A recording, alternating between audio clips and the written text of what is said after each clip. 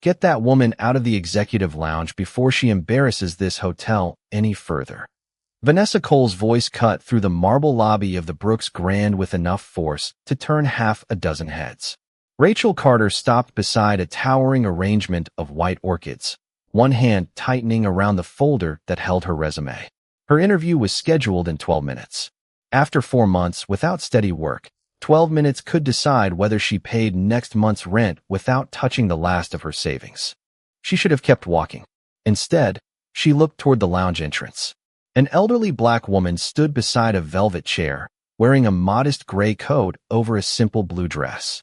A small leather handbag rested against her wrist. Her silver hair was neatly styled, and although embarrassment flickered across her face, her posture remained dignified. Vanessa stood several feet away in a tailored black suit, her gold management badge catching the chandelier light. "I already told you," the older woman said calmly. "I am waiting for someone." Vanessa crossed her arms. "And I already explained that this area is reserved for executive guests." "I understand that." "Then you understand why you cannot stay here." Rachel watched 2 employees glance away. A businessman returned his attention to his laptop. Nobody moved. The older woman looked toward the elevators as though expecting someone to appear. Vanessa exhaled sharply. "Ma'am, if you are looking for complimentary coffee or somewhere to sit, there are public areas across the lobby." Something changed in Rachel's expression. She stepped forward before fear could stop her. "Excuse me." Vanessa turned. "Can I help you?" Rachel looked at the older woman first. "Are you all right?" The question seemed to surprise her. "I am fine, dear." Vanessa's voice hardened. "This is a private matter." Rachel faced her. "It does not sound very private when the entire lobby can hear it." A few nearby guests looked up again. Vanessa studied Rachel from her inexpensive navy blazer to the folder in her hand. "Are you a guest?" "I am here for an interview." Vanessa's eyes dropped to the folder, and a small, knowing smile appeared. "Human resources?" Rachel hesitated. "Yes." "Then I strongly suggest you continue upstairs." The warning was unmistakable. Rachel felt her stomach tighten. She had rehearsed answers all morning. She had spent money she could barely spare on parking. She needed this opportunity more than Vanessa could possibly know. The elevator doors opened across the lobby. Rachel could still walk away. Then the older woman quietly reached for her handbag, preparing to leave. Rachel saw the humiliation she was trying not to show. "Before she goes," Rachel said, "did anyone actually check whether she is supposed to be here?" Vanessa's smile disappeared. "I manage this floor. I know who belongs in this lounge." "That was not what I asked." Silence spread around them. Vanessa stepped closer, lowering her voice. "Miss Carter, is it?"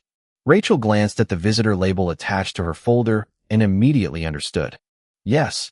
Your interview is with my department." The words landed heavily. "So, I am going to give you one opportunity to make a better decision." Rachel looked at the elevators, then at the older woman. 12 minutes had become 9. Her future seemed to be standing on one side of the lobby, while her conscience stood on the other.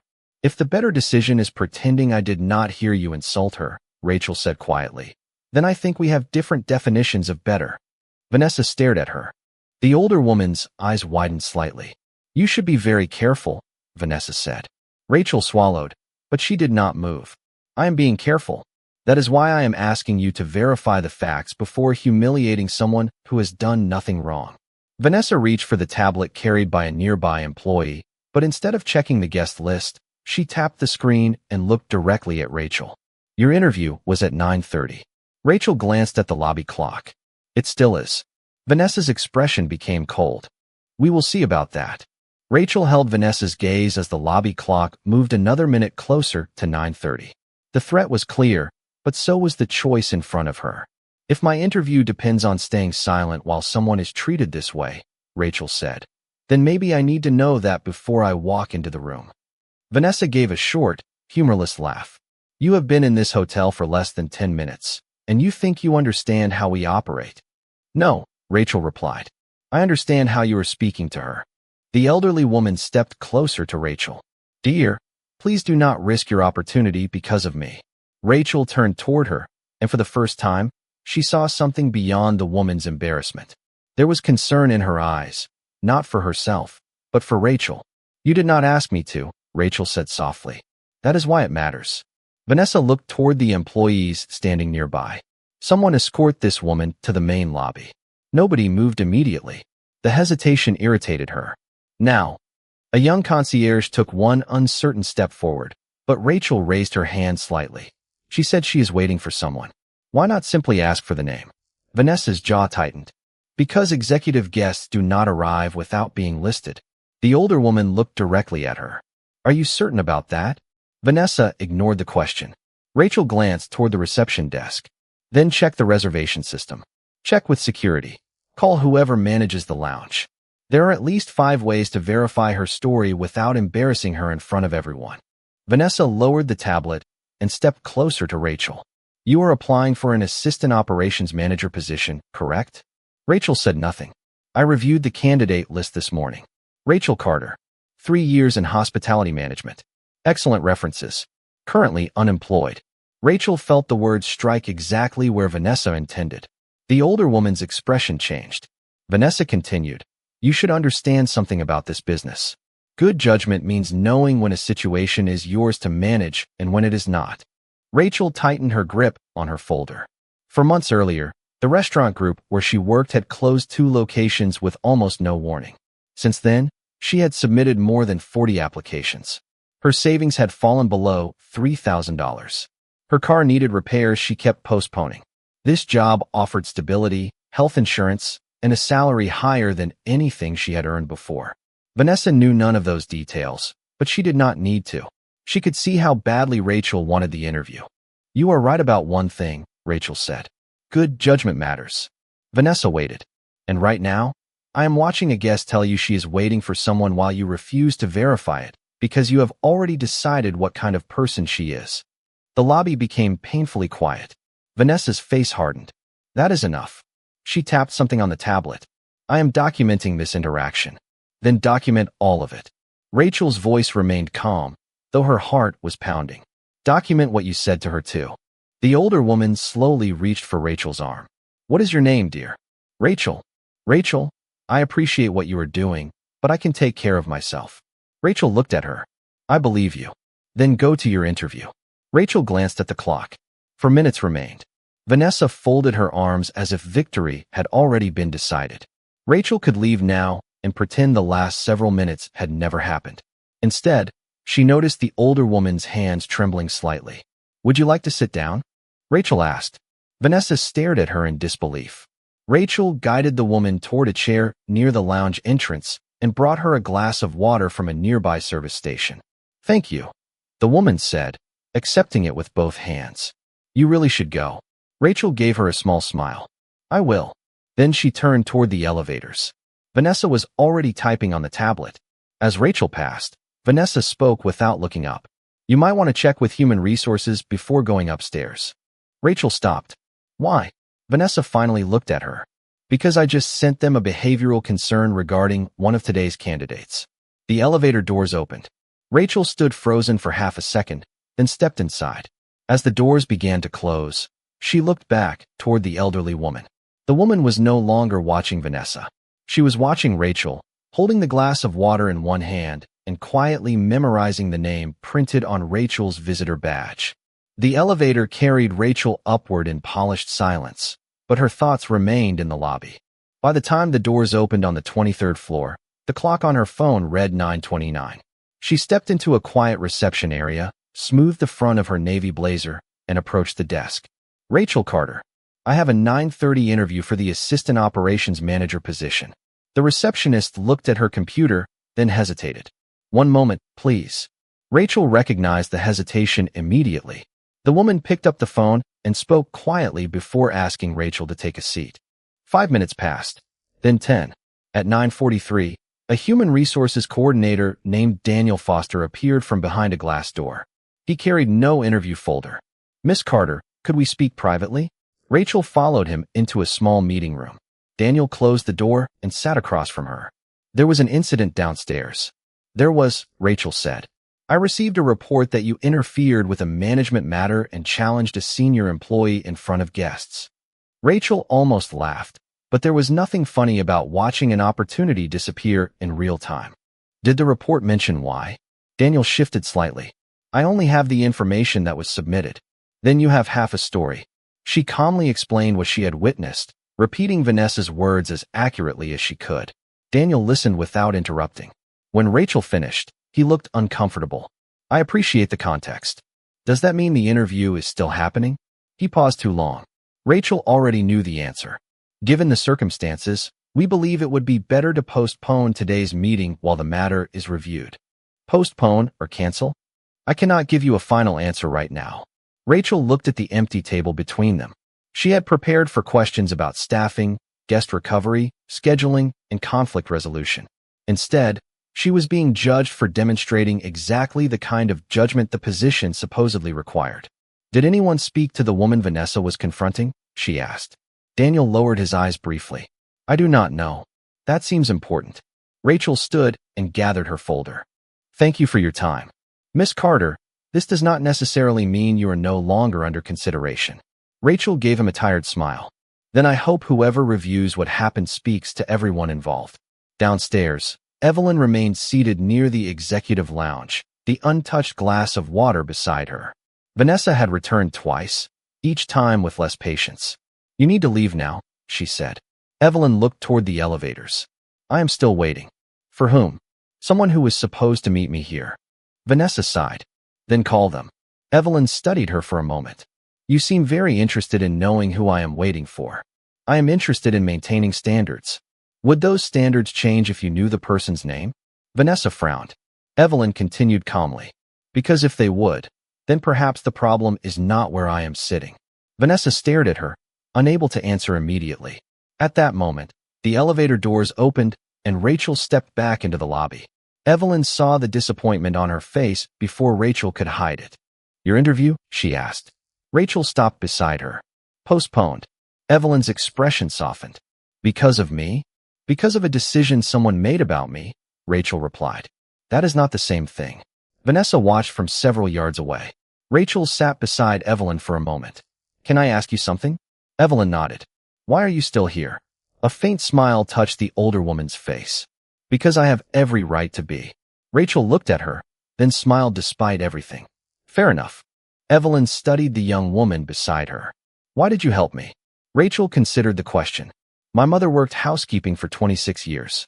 I watched people speak past her, ignore her, and sometimes treat her like she was invisible. She always told me that you learn the most about someone by watching how they treat a person who cannot do anything for them. Evelyn's eyes grew thoughtful. Your mother sounds wise. She was. Rachel checked the time and stood. I should go. Evelyn reached gently into her handbag. May I have your contact information? Rachel handed her a simple business card from her folder. If you need a ride or help getting home, call me. Evelyn looked down at the card, then back at Rachel. Even after what this has already cost you. Rachel adjusted the strap of her bag. Doing the right thing does not become wrong just because it costs something. Then she walked toward the revolving doors, leaving Evelyn alone with the small white card in her hand. For the first time that morning, the older woman allowed her disappointment to show, but it was not directed at Rachel. She looked across the marble lobby at Vanessa, then down at the name printed on the card, as if making certain she would never forget it. Outside the Brooks Grand, Rachel stood beneath the wide stone entrance and stared at the business card still tucked behind the clear cover of her interview folder. For months of applications had taught her how rejection usually felt. It arrived in polite emails, carefully worded messages, or silence that lasted until hope became embarrassing. This felt different. She had walked into the hotel qualified for a job and walked out under suspicion because she had refused to ignore someone else's humiliation. Her phone showed 9:58. She opened her banking application, looked at the balance for 3 seconds, then locked the screen. There was no point calculating the same numbers again. Behind the hotel windows, Evelyn watched Rachel disappear into the morning crowd. Vanessa approached with a security supervisor several steps behind her. Ma'am, this has gone on long enough. Evelyn remained seated. Rachel's business card rested inside her handbag now. I agree, she said. Vanessa seemed satisfied until Evelyn continued. It should have ended the moment I told you I was waiting for someone. Vanessa's expression tightened. We have been more than patient. No, that young woman was patient. You threatened her career because she asked you to verify a fact. The security supervisor glanced at Vanessa. "Is there a problem with the guest registration?" he asked. Vanessa answered quickly. "She is not registered as an executive guest." Evelyn looked at him. "Did anyone check whether I was invited by someone who is?" The supervisor hesitated. "I can verify that for you." Vanessa turned sharply. "There is no need. I have already handled it." Evelyn's eyes settled on her. That seems to be the problem. Across the city, Rachel sat in her aging sedan in a public parking garage, unable to start the engine. Her phone rang. For one hopeful second, she thought human resources might be calling to apologize. Instead, it was her landlord reminding her that rent was due the following week. Rachel promised she would have it on time, ended the call, and rested her forehead against the steering wheel. Then she remembered Evelyn asking why she had helped. Rachel could almost hear her mother's answer. Character shows when convenience disappears. Rachel finally started the car. Back at the hotel, the security supervisor had quietly checked the internal visitor notes. "There is no reservation under your name," he told Evelyn respectfully. "But if you give me the name of the person you are meeting, I can contact their office." Evelyn nodded. "Thank you. That is all anyone needed to offer." Vanessa crossed her arms. "And who exactly are you meeting?" Evelyn looked toward the private elevators at the far end of the lobby. "My son." Vanessa waited, clearly unimpressed. "His name?" Evelyn did not answer immediately. She had spent years watching people transform the moment they learned who her son was. Restaurant managers suddenly found tables. Hotel employees suddenly remembered policies could be flexible. Strangers who barely noticed her became impossibly attentive. She had never enjoyed it. Respect that required a powerful surname was not respect at all. "He is in a meeting," Evelyn said. "I intended to surprise him." Vanessa exhaled. "Then perhaps you should call him and arrange another time." Evelyn looked at the clock. Marcus had told her weeks earlier that whenever she visited, she never needed an appointment. She had wanted coffee with her son before returning home. Instead, another woman had lost an interview for treating her like a human being. Evelyn stood slowly. Vanessa appeared relieved. "Thank you." But Evelyn did not walk toward the exit. She approached the front desk. "I would like to speak with human resources." Vanessa followed her. "For what purpose?" Evelyn turned. "I want to provide a witness statement regarding Rachel Carter." "That is unnecessary." "I disagree." Daniel Foster was called downstairs several minutes later. When he arrived, Evelyn described the entire interaction from beginning to end. Daniel listened carefully, his discomfort growing as her account contradicted the report he had received. "Miss Carter's interview was postponed because we were told she created the disturbance," he admitted. "She did not create it," Evelyn said. "She interrupted it." Daniel looked toward Vanessa. "I think we need to review the lobby cameras." For the first time, uncertainty appeared on Vanessa's face. Evelyn reached into her handbag and touched Rachel's business card. She could have ended everything with one sentence. She could have spoken her son's name and watched the entire lobby change. Instead, she remained silent. If this hotel was willing to discover the truth, Evelyn wanted to know whether it could do so before anyone realized whose mother was asking. By 10:30 that morning, Rachel had driven 6 miles from the Brooks Grand and parked outside a neighborhood coffee shop where she often searched for jobs between interviews. She ordered the smallest coffee on the menu, opened her laptop, and tried to convince herself that the morning was finished. It was not. Her thoughts kept returning to Evelyn sitting alone beneath the chandeliers, trying to preserve her dignity while strangers decided whether she belonged. Rachel opened another job listing, but the words blurred together. After several minutes, she closed the laptop and pulled out her phone. Evelyn had not called, yet Rachel could not shake the feeling that leaving her behind had been wrong. She checked the cash in her wallet. $43. Enough for groceries if she was careful, but also enough for a taxi across most of downtown. Rachel hesitated, then drove back toward the hotel. Inside the Brooks Grand, Daniel Foster had requested access to the lobby security footage. Vanessa remained nearby, insisting the incident had been misunderstood. "The cameras will show that Miss Carter approached me aggressively," she said. Evelyn looked at Daniel. "Then the cameras should settle it." Vanessa glanced toward her. "You seem unusually invested in someone you met 20 minutes ago." Evelyn answered calmly. "She became unusually invested in me when everyone else decided not to be." Before Daniel could respond, the revolving doors turned and Rachel entered the lobby again. Vanessa stared at her. "Why are you back?" Rachel ignored the question and walked directly to Evelyn. I wanted to make sure you had a safe way home. Evelyn looked genuinely surprised. Rachel, I told you I could take care of myself. I know, but if the person you are waiting for does not arrive, I can call you a cab. Rachel opened her wallet and removed two $20 bills. Please take this. Evelyn looked at the money, then at Rachel. Absolutely not. It is enough to get you somewhere safe. And how much do you have left after giving me that? Rachel gave a small, embarrassed smile. Enough. Evelyn knew immediately that it was not true. Keep your money. Rachel started to protest, but Evelyn gently closed her hand around the bills. Your kindness has already cost you enough today. Rachel glanced toward Daniel. Is my interview officially canceled? Daniel hesitated. We are reviewing what happened. That was not my question. Vanessa stepped forward. Miss Carter, returning here after being asked to leave does not help your situation. Rachel turned toward her. Nobody asked me to leave. Daniel looked at Vanessa, then back at Rachel. That is correct. The silence that followed was brief, but revealing. Rachel placed the money back in her wallet. All right, then I will leave my number with Mrs. She stopped and looked at Evelyn. I just realized I never asked your last name. A faint smile appeared on Evelyn's face. Brooks. Rachel nodded without recognizing the significance. Mrs. Brooks, my number is on the card I gave you. Call me if you need anything. Even if you do not get this job? Evelyn asked. Rachel looked toward Vanessa before answering. Especially then. Otherwise it might look like I was only being kind because I wanted something. Evelyn's eyes softened. Rachel gave her a final smile and walked toward the doors. Daniel watched her leave, then turned toward the security supervisor. I want the footage reviewed immediately. Vanessa's confidence finally began to crack. Daniel, this is becoming ridiculous. Evelyn reached into her handbag and looked at Rachel's business card once more.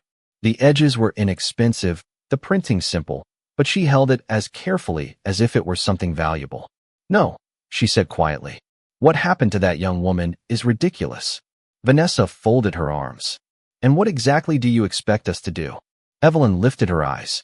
I expect you to tell the truth. Vanessa gave a dismissive breath. You still have not explained why you are here, who invited you, or why you believe you have any authority to demand an internal review. Evelyn remained silent for several seconds. She had wanted to give the hotel every opportunity to do the right thing without knowing her connection to its owner. Instead, Rachel had returned with $40 she could barely afford to lose, while the people with actual authority were still debating whether dignity required verification. Evelyn slowly took out her phone. Vanessa looked toward the screen. Who are you calling? Evelyn selected one name from her contacts and raised the phone to her ear. The call connected almost immediately. Marcus, she said, her voice calm. I think you should come downstairs. Marcus Brooks was in a private strategy meeting on the 31st floor when his phone lit up with his mother's name. He answered before the second ring. Mom. Evelyn looked across the lobby at Vanessa, who was still watching her with open impatience. Marcus, I think you should come downstairs. His voice changed immediately. Are you all right? I am fine. She paused. But there is something happening in your hotel that you need to see for yourself. Marcus stood from the conference table. Where are you? Near the executive lounge. Stay there. I am coming. The call ended. Vanessa gave Evelyn a skeptical look. Your son works here? Evelyn placed the phone back inside her handbag. You could say that. Daniel Foster glanced between them, sensing something Vanessa had not yet understood. Mrs. Brooks, perhaps we should move somewhere more comfortable while we review the footage. I am comfortable here, Evelyn replied. This is where it happened. Less than 3 minutes later, the private elevator doors opened. Marcus Brooks stepped into the lobby wearing a dark tailored suit, followed by the hotel's general manager and two senior executives who had been sitting in the meeting he had just left. Conversations around the lobby softened almost instantly. Employees straightened. Vanessa's expression changed as she recognized him. Marcus was not merely a visiting executive. He was the chief executive officer of Brooks Meridian Group, the company that owned the Brooks Grand and more than 40 hospitality properties across the country. Vanessa quickly adjusted her jacket and stepped forward. Mr. Brooks, good morning. We were not informed you would be coming through the lobby. Marcus did not look at her. His eyes found Evelyn immediately. He crossed the marble floor toward her. Mom, are you all right? The color drained from Vanessa's face. Daniel slowly turned toward Evelyn. The security supervisor lowered the tablet in his hands. Evelyn gave her son a reassuring smile. "I am fine." Marcus looked around the lobby, then back at her. "What happened?" Vanessa opened her mouth. "Mr. Brooks, there has been a misunderstanding involving access to the executive lounge." Marcus finally looked at her. "I asked my mother." Vanessa stopped speaking. Evelyn did not raise her voice. She did not exaggerate. She simply described arriving at the hotel to surprise her son, sitting near the executive lounge, and being told repeatedly that she did not belong there. Then she told him about Rachel. Marcus listened without interruption as his mother explained how a job candidate had stepped forward when everyone else remained silent, how Vanessa had warned Rachel about her interview, and how the interview had been postponed after a behavioral complaint was submitted. When Evelyn finished, Marcus remained quiet for several seconds. That silence made Vanessa more nervous than anger would have. "Where is Miss Carter now?" he asked. Daniel answered. "She left a few minutes ago." Evelyn reached into her handbag and handed Marcus the business card. "She came back just to make sure I had a safe way home. She tried to give me $40 for a taxi." Marcus looked down at the card. After losing her interview, she did not know whether she had lost it yet. Evelyn's voice softened. But she knew she might have. Marcus turned to Daniel. Was her interview canceled? Postponed, pending review. Based on whose report? Daniel glanced toward Vanessa. Marcus followed his eyes. Vanessa immediately spoke. "Mr. Brooks, Miss Carter disrupted a sensitive guest interaction and challenged management publicly. I believed her behavior raised legitimate concerns about professional judgment." Marcus looked toward his mother. "Did she disrupt the situation?" Evelyn nodded. "Yes." Vanessa seemed briefly relieved. Then Evelyn continued. "She disrupted someone being humiliated." The relief vanished. Marcus looked at the general manager. "Preserve every camera angle covering this lobby from 9 o'clock this morning. Preserve the internal messages related to Rachel Carter's interview and the incident report. Nothing gets edited, deleted, or summarized before I see the original records." "Of course," the general manager replied. Vanessa swallowed. "Am I being suspended?" Marcus looked at her calmly. "I have not reviewed the evidence, so I have not made a decision." He turned to Daniel. "And neither should anyone have made a decision about Miss Carter before hearing the full story." Evelyn watched her son, saying nothing. Marcus looked again at Rachel's inexpensive business card. "Call her."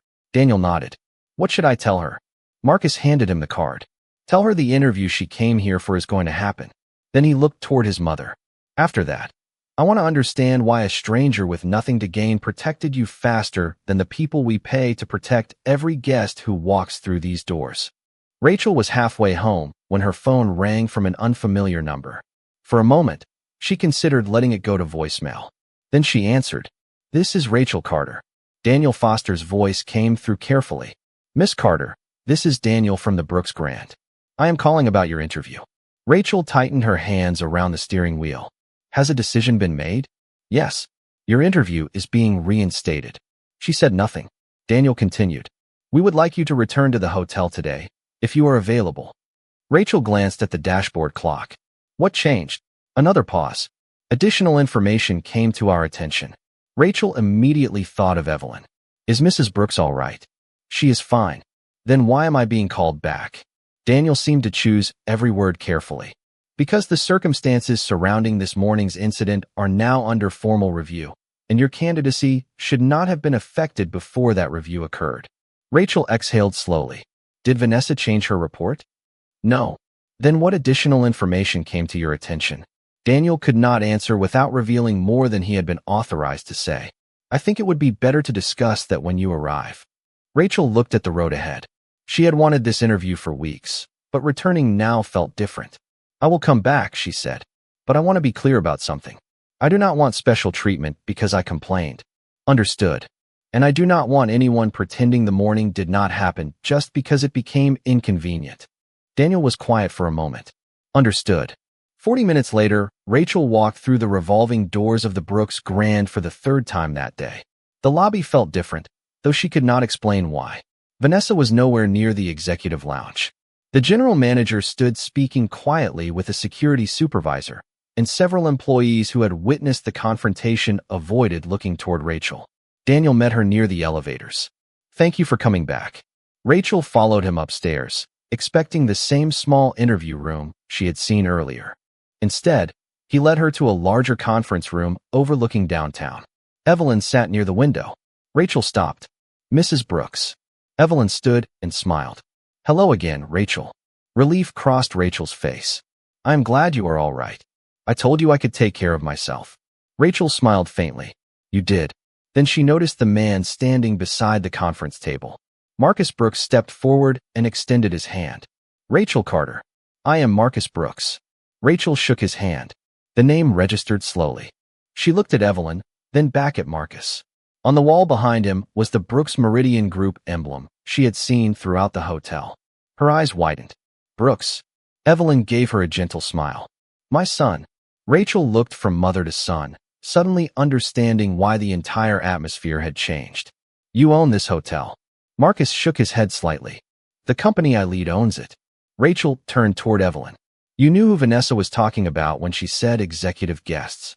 "I knew who she believed belonged there," Evelyn replied. Rachel lowered her eyes for a moment, absorbing the revelation. Marcus gestured toward a chair. "Please sit." Rachel remained standing. "Am I here for an interview, or because I helped your mother?" The directness surprised Daniel. Marcus did not appear offended. "Both circumstances brought you into this room. Only one should determine whether you get the job." Rachel studied him. "Which one?" "Your qualifications." Marcus pointed toward a folder on the table containing her resume. "I reviewed your experience. You earned the interview before this morning happened." Rachel finally sat. Marcus took the chair across from her. "But before we begin, I owe you an apology. A report from one manager nearly became more important than the facts." Rachel glanced toward Evelyn. "I did not help her because of who she is." "I know," Marcus said. "That is precisely why my mother remembered you." Evelyn reached into her handbag and placed Rachel's business card on the table. "You offered me $40 you could not afford to lose." Rachel looked embarrassed. "It was just taxi money." "No," Evelyn said softly. "It was a choice." Marcus opened Rachel's interview folder. "And now you have another one. You can walk away from this company after what happened, and no one in this room would blame you. Or you can complete the interview you came here for, under the same professional standards that should have applied from the beginning." Rachel looked at the resume, then at Marcus. "No favors. No favors. No job because I happen to defend your mother?" "No." Rachel leaned back slightly. "Then ask me the first question." Marcus exchanged a brief glance with Daniel before looking directly at her. "All right. Tell me about a time you had to challenge a decision made by someone with more authority than you." For the first time that day, Rachel almost laughed. She looked through the glass wall toward the hotel floors below. "How much time do you have?" Rachel's answer changed the atmosphere in the room. She did not describe what had happened in the lobby. Instead, she told Marcus about a previous hotel where a senior manager had repeatedly scheduled too few employees during holiday weekends to reduce labor costs. Rachel had challenged the decision after watching exhausted workers struggle to serve hundreds of guests. "I was told the numbers looked better," she explained. "I said numbers only look better when you stop counting the people paying the price." Marcus leaned back slightly. Daniel wrote something in his notes. Evelyn remained near the window, listening without interfering. "What happened?" Marcus asked. "The manager disagreed with me. And then I brought attendance records, guest complaints, overtime costs, and employee turnover data to the regional director. The schedule changed 2 weeks later." Marcus studied her. "Were you popular with your manager after that?" Rachel smiled. "Not particularly." "Would you do it again?"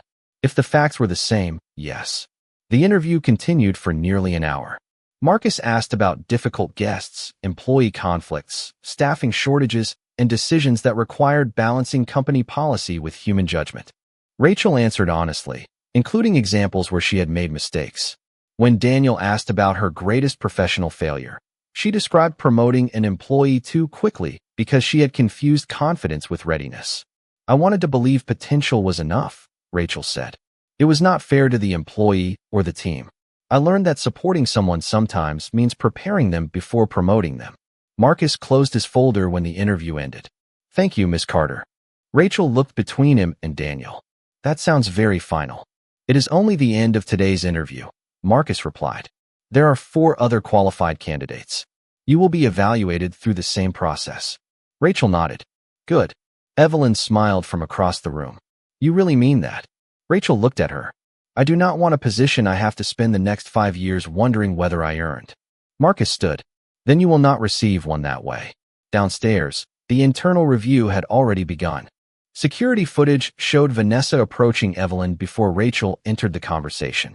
Audio was unavailable, but the sequence of events contradicted several details in Vanessa's written report. More troubling was the message she had sent human resources before Rachel reached the interview floor.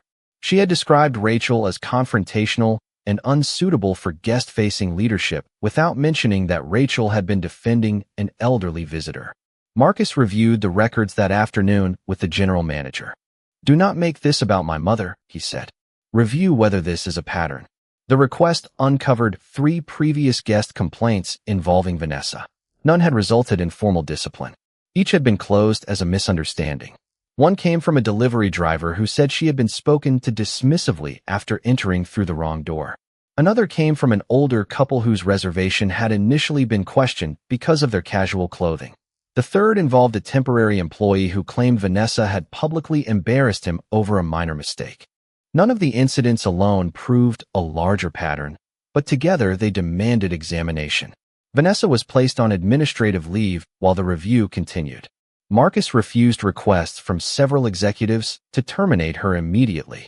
If we punish someone before reviewing the facts, we repeat the same mistake that almost cost Rachel her interview, he said. 2 days later, Rachel received an email inviting her to the second round. This time, Marcus was not on the interview panel. Neither was anyone who knew about the incident with Evelyn.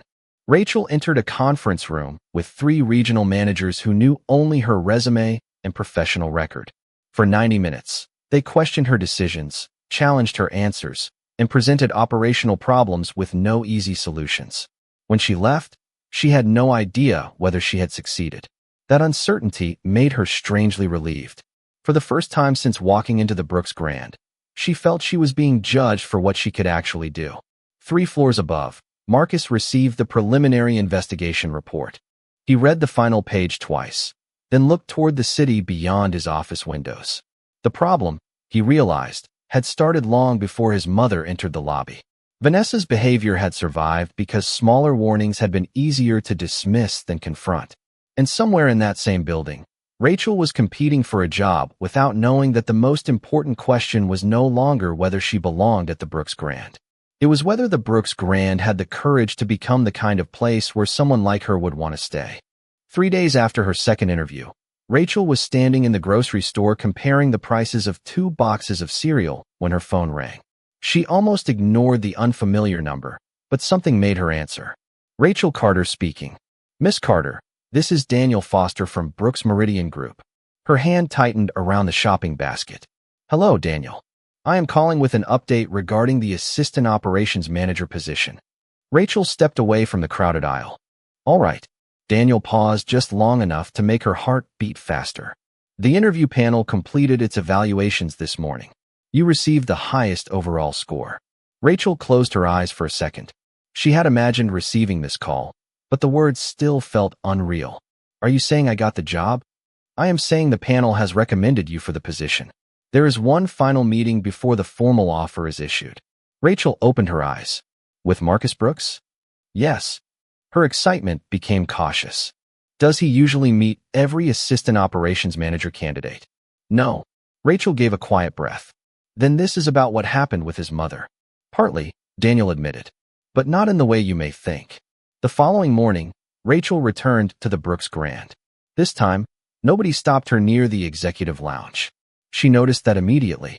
She also noticed how quickly several employees recognized her. Some smiled. Others looked away. Daniel escorted her to Marcus's office on the 31st floor. Evelyn was not there.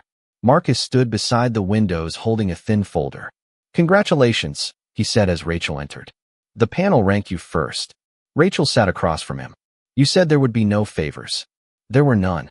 I removed myself from the second round, and the panel was not told about the incident. He placed the evaluation summary on the desk.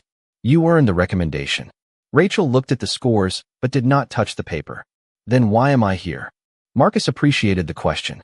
Because before you accept anything from this company, you deserve to know what we found. He explained that the review of Vanessa's conduct had expanded beyond the lobby incident. Previous complaints had been handled individually, without anyone recognizing a pattern. Several employees had also come forward after learning an investigation was underway. Some described a workplace where status mattered too much, where difficult questions were discouraged, and where certain guests received respect only after proving they were important. Rachel listened quietly. "What happened to Vanessa?" she asked. "The investigation is still being finalized. She remains on administrative leave. Your mother could have ended her career with one phone call." "She could have," Marcus said. She refused. Rachel looked toward the city below. "That sounds like her." Marcus sat across from her.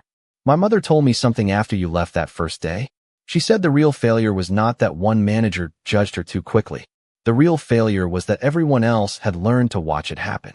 Rachel remembered the employees who had looked away. She was right. "I know." Marcus opened another folder.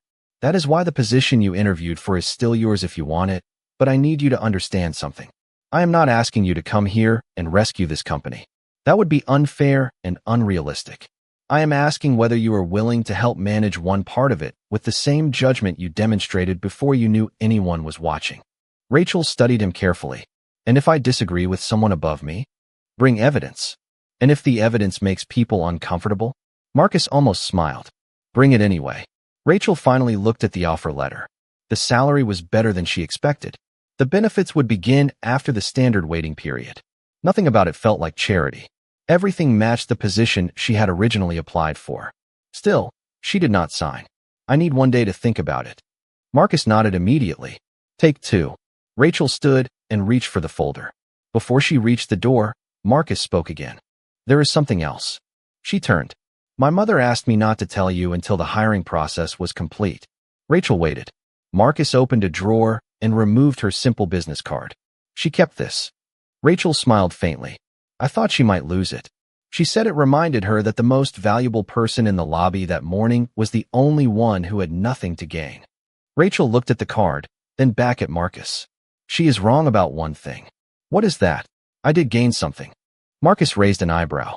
Rachel glanced toward the office door. "I learned exactly what kind of company this could become. Now I have to decide whether I believe it actually wants to become that company." Rachel spent the next day doing something she had not expected to do after months of unemployment. She questioned whether she should accept a good job. The offer sat on her kitchen table beside a stack of bills, and every practical part of her life told her to sign immediately. The salary would stabilize her finances. The health insurance mattered.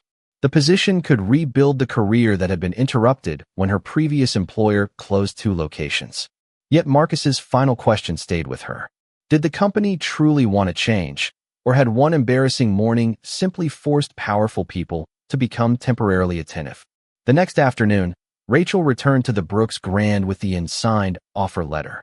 Marcus met her in a small conference room rather than his office. Evelyn was there, seated near the window with a cup of tea. "I wondered when I would see you again," Evelyn said warmly. Rachel smiled. "I needed to think."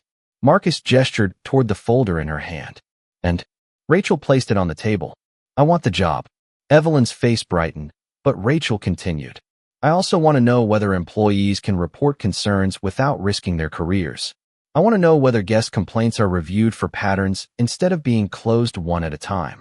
And I want to know whether managers are evaluated only on revenue and efficiency or also on how they treat people." Marcus listened without interrupting.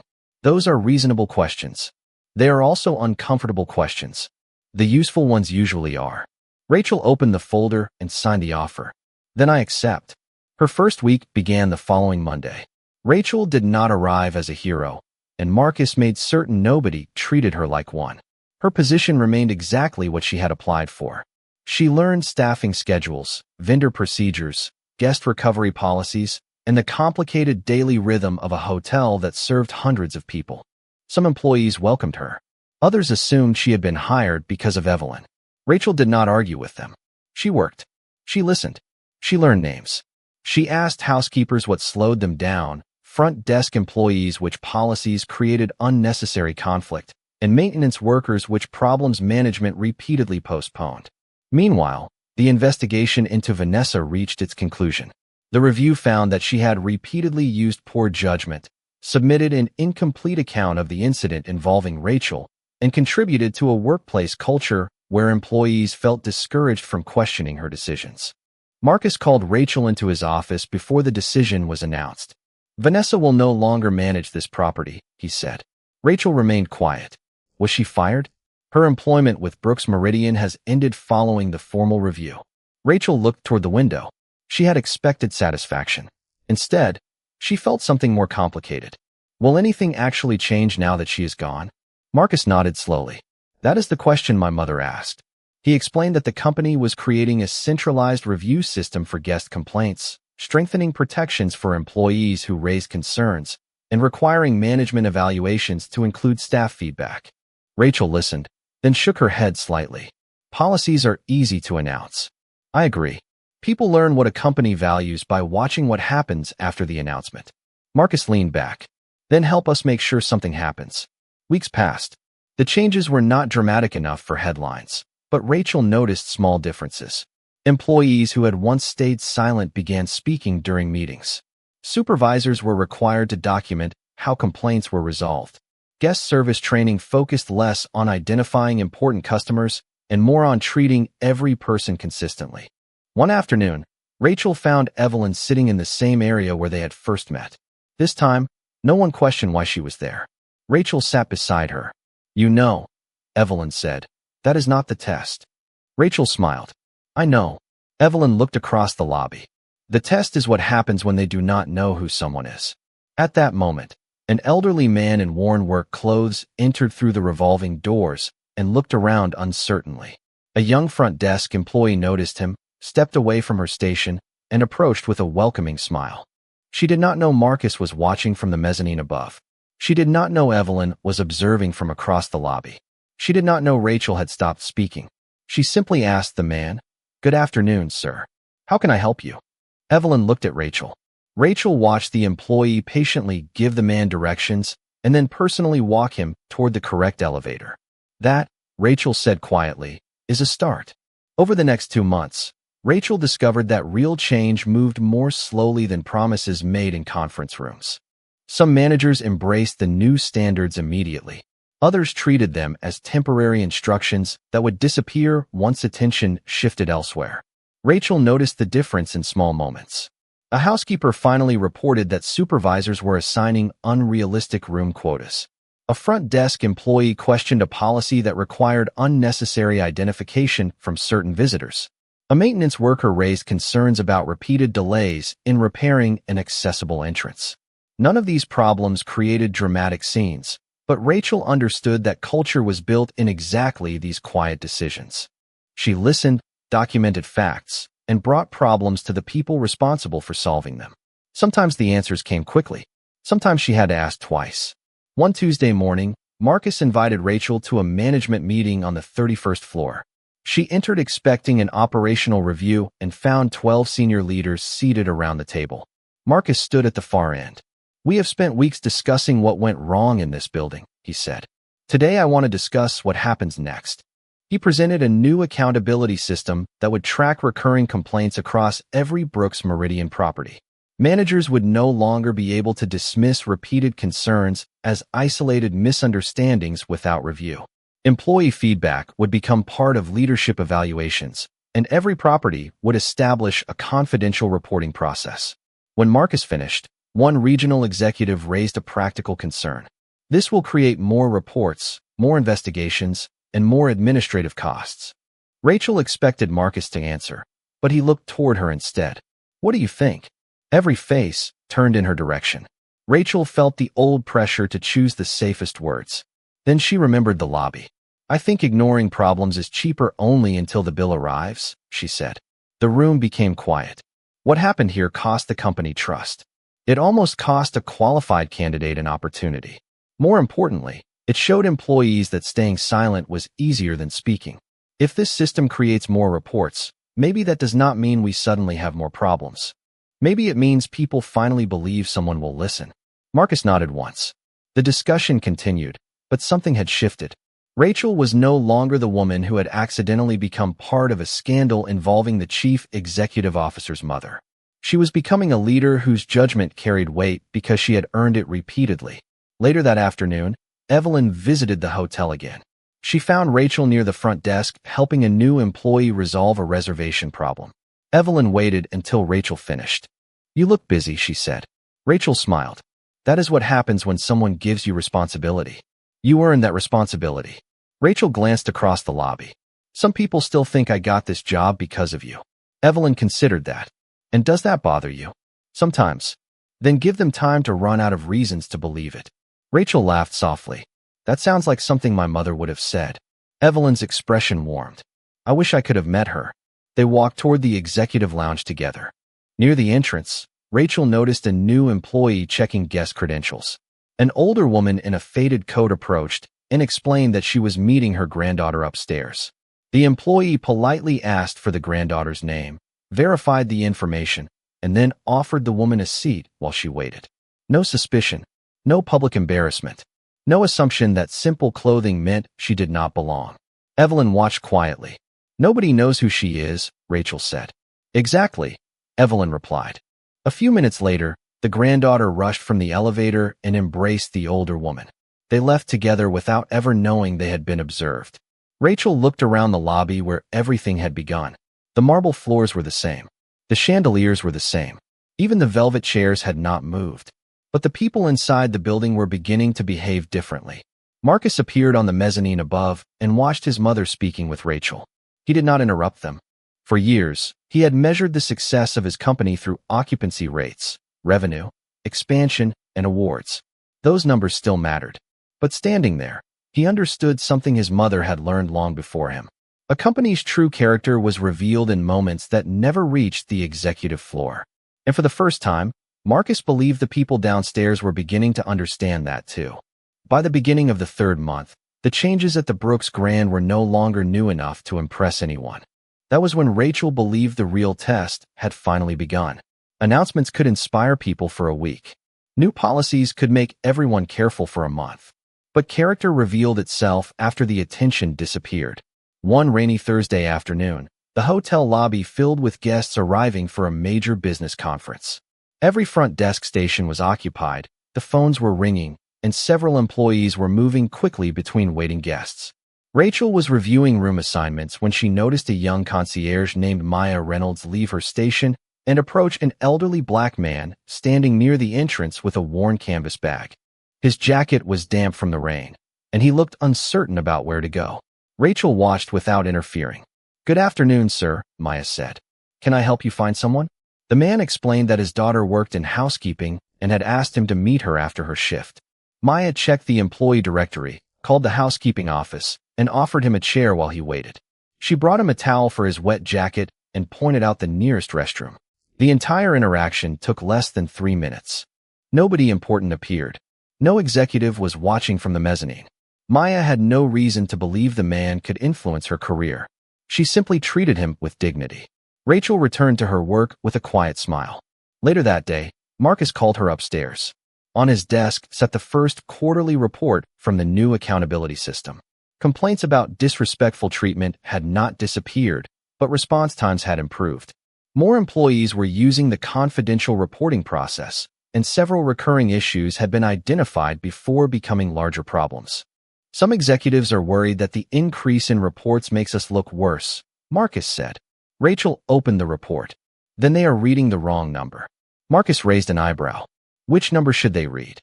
"The number of people who believe reporting something might actually matter." Marcus nodded. "That was my answer too." Rachel smiled. "Then why did you ask me?" "I wanted to know whether you would still say it when the numbers became uncomfortable." Rachel closed the report. "You hired me knowing the answer to that question. The interview panel hired you. You signed the offer." Marcus laughed softly. It was the first time their working relationship felt completely ordinary, and Rachel realized how much that mattered. She no longer entered his office as the stranger who had helped his mother. She entered as a manager whose opinion was expected. That evening, Evelyn joined Marcus and Rachel for coffee in the lobby. She listened as they discussed the new reporting system, then shook her head with amusement. "The two of you can turn coffee into a management meeting." Rachel smiled. "He started it." Marcus looked at his mother. "I invited you here because I wanted to tell you something." The company is expanding the accountability program to every property. Evelyn became quiet. All because of what happened to me. No, Marcus said. Because of everything that was happening before you arrived and everything we failed to notice. Evelyn looked toward Rachel. And her. Marcus followed his mother's gaze. She made it impossible for us to keep looking away. Rachel lowered her eyes, uncomfortable with the praise. I only spoke up once. Evelyn shook her head. No, you spoke up when you believed it could cost you something. That is different. Across the lobby, Maya walked past them at the end of her shift. She had no idea Rachel had noticed what she had done earlier. Rachel called her name. Maya stopped nervously. Did I do something wrong? Rachel smiled. No, I just wanted to thank you for helping that gentleman this afternoon. Maya looked confused. He needed help. Exactly. After Maya walked away, Evelyn looked at Rachel. Neither woman needed to explain why the moment mattered. 3 months earlier, kindness in that lobby had required courage because cruelty had been protected by authority. Now, kindness was slowly becoming ordinary. Rachel looked around the crowded hotel and understood that this was the victory no dramatic punishment could have created. The goal had never been to make people afraid of treating the wrong person badly. It was to build a place where they chose to treat every person well. 6 months after the morning that changed everything, Rachel arrived at the Brooks Grand before 8 o'clock and crossed the lobby with a cup of coffee in one hand and a folder of weekly reports in the other. She no longer felt like a visitor there. Employees greeted her by name, managers asked for her judgment, and new hires knew her only as the assistant operations manager who expected high standards and listened before making decisions.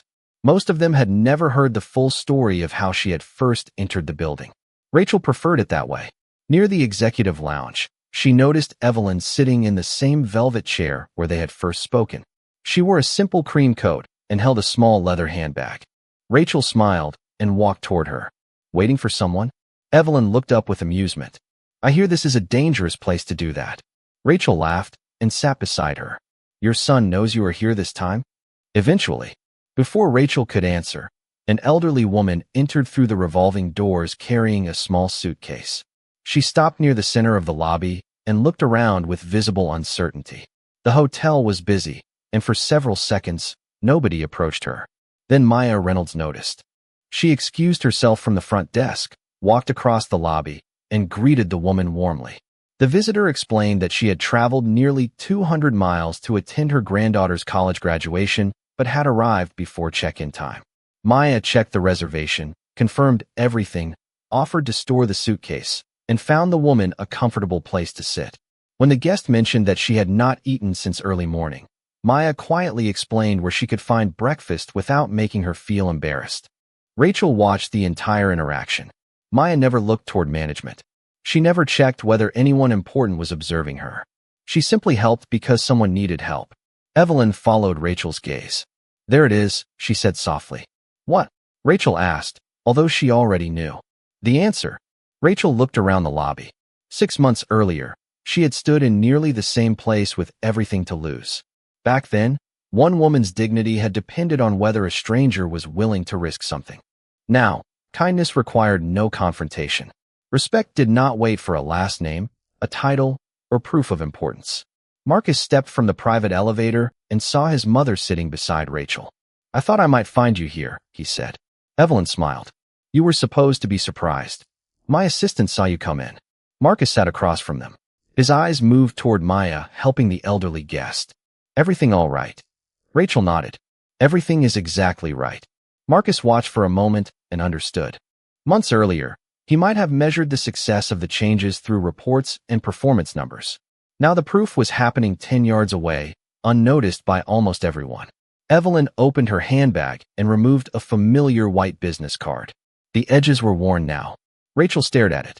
You still have that? Of course. Why? Evelyn looked down at the simple card bearing Rachel's name.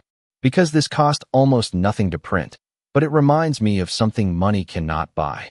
She handed it to Rachel. The day we met, you did not know my family. You did not know my son. You did not know whether helping me would ever benefit you. In fact, you believed it might cost you the opportunity you needed most. Rachel held the card quietly. My mother taught me better than walking away. Evelyn nodded.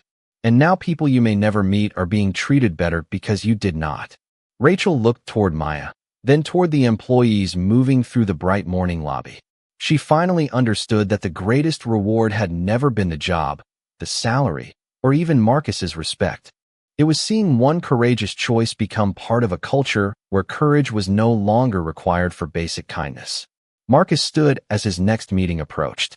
Evelyn rose beside him, and Rachel picked up her reports. Around them, the hotel continued its ordinary morning rhythm. Guests arrived. Employees worked. Doors opened and closed. Nobody applauded. Nobody announced what had changed. That was what made the moment matter. Real dignity did not need an audience, and real kindness did not ask who someone was before deciding whether they deserved it.